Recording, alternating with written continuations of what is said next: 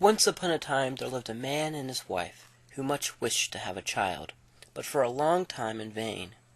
These people had a little window in the back part of their house, out of which one could see into a beautiful garden, which was full of fine flowers and vegetables, but it was surrounded by a high wall, and no one dared to go in, because it belonged to a witch who possessed great power, and who was feared by the whole world.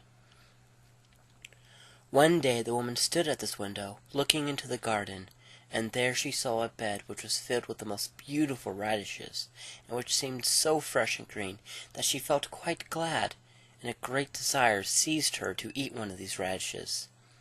This wish returned daily, and as she knew that she could not partake of them, she fell ill, and looked very pale and miserable. This frightened her husband, who asked, "What ails you, my dear wife?" "Ah," she replied, "if I cannot get any of these radishes to eat out of the garden behind the house, I shall die." The husband, loving her very much, thought, "Rather than let my wife die, I must fetch her some radishes, cost what they may." So in the gloom of the evening he climbed the wall of the witch's garden, and snatching a handful of radishes in great haste, brought them to his wife, who made herself a salad with them, which she ate with relish. However, they were so nice and so well flavored that the next day after she felt the same desire for the third time, and could not get any rest, so that her husband was obliged to promise her some more. So in the evening he made himself ready, and began clambering over the wall, but oh, how terribly frightened he was, for there he saw the old witch standing before him. "How dare you?" she began, looking at him with a frightful scowl. "How dare you climb over into my garden to take away my radishes like a thief? Evil shall happen to you for this." "Ah," he replied, "let pardon be granted before justice. I have only done this from great necessity. My wife saw your radishes from her window, and took such a fancy to them that she would have died if she had not eaten any of them." Then the witch ran after him in a passion, saying, "If she behave as you say, I will let you take away all the radishes you please, but I make one condition. You must give me the child which your wife will bring into the world. All shall go well with it, and I will care for it like a mother." In his anxiety the man consented, and when the child was born the witch appeared at the same time, gave the child the name Rapunzel, and took it away with her.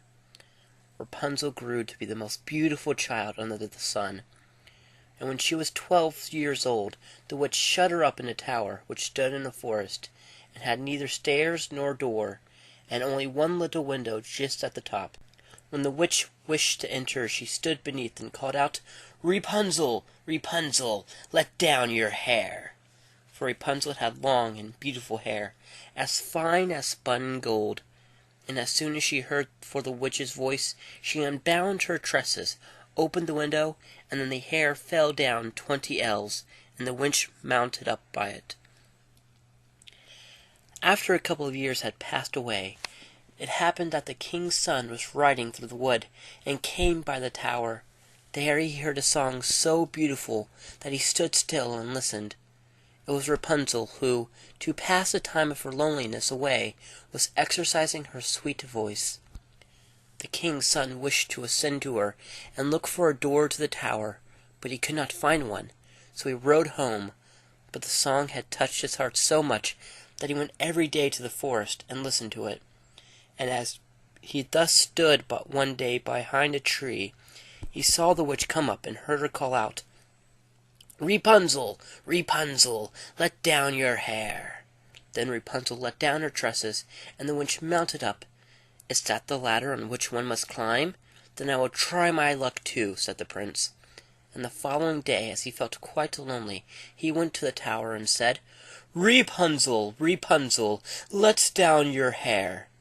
Then the tresses fell down, and he climbed up. Rapunzel was much frightened at first when a man came in, for she had never seen one before. But the king's son began to talk in a friendly way to her, and told her how his heart had been so moved by her singing that he had no peace until he had seen her himself. So Rapunzel lost her terror, and when he asked her if she would have have him for a husband, and she saw that he was young and handsome. She thought, "Any one may have me, rather than the old woman." So saying, "Yes," she put her hand with his. "I will willingly go with you, but I know not how I am to descend. When you come, bring with you a skein of silk each time, one of which I will weave a ladder, and when it is ready I will come down by it, and you must take upon your horse." Then they agreed that they should never meet till the evening, as the witch came in the daytime. The old woman remarked nothing about it, until one time Rapunzel began to say to her, "Tell me, mother, how it happens you find it more difficult to come up to me when the young king's son, who was with me in a moment." "Oh, you wicked child," exclaimed the witch, "what do I hear? I thought I had separated you from all the world, and yet you have deceived me." And seizing Rapunzel's beautiful hair in a fury, she gave her a couple of blows with her left hand, and taking a pair of scissors in her right, snip, snap, she cut it all off, and the beautiful tresses lay upon the ground. Then she was so hard-hearted that she took the poor maiden into a great desert, and left her to live in a great misery and grief.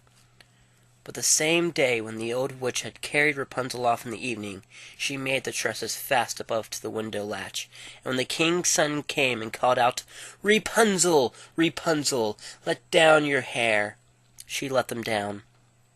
The prince mounted, but when he got to the top he found not his dear Rapunzel, but the witch, who looked at him with furious and wicked eyes.